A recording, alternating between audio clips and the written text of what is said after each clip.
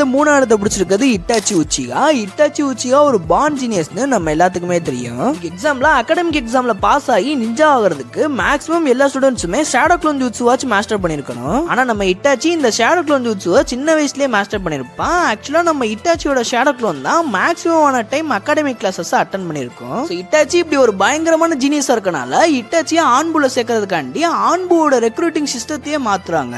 ஆக்சுவலா ஆன்புல சேரணும்னா ஒரு ஷினோபிக்கு அட்லீஸ்ட் 13 வயசாச்சா இருக்கணும். ஆனா நம்ம இட்டாச்சி ஆன்புல சேர்ந்தது 11 வயசுல. இந்த மாதிரி நம்ம இட்டாச்சி ஆன் போனதுக்கு அப்புறம் உச்சியா கிளான் மீட்டிங்ஸ் எதையுமே நம்ம இட்டாச்சியால அட்டென்ட் பண்ண முடியல. மேக்ஸிமம் நம்ம இட்டாச்சி அந்த மீட்டிங்ஸ் எல்லாத்தையுமே அவாய்ட் பண்ணிடுறான். இதை தெரிஞ்சுக்கிட்ட இட்டாச்சியோட அப்பா ஃபுகாக்கு உச்சிகா ஒரு நாள் நைட்டு இட்டாச்சியை கூப்பிட்டு இந்த மாதிரி நாங்க லீஃப் வில்லேஜை மொத்தமா கேப்சர் பண்ண போறோம். ஆஸ் ஆன்புவா நீ எங்களுக்கு கொஞ்சம் ஹெல்ப் பண்ணனா நான் இந்த லீஃப் வில்லேஜை எந்த ஒரு ரத்தமும் சிந்தாம கேப்சர் பண்ணிடுவேன். ஆனா நீ எப்படி ஹெல்ப் பண்ணலனா நான் ஃபுல் வீடியோ லிங்க் டைட்டில் மேல கொடுத்துருக்கேன், முடிஞ்சா கிளிக் பண்ணி பாருங்க.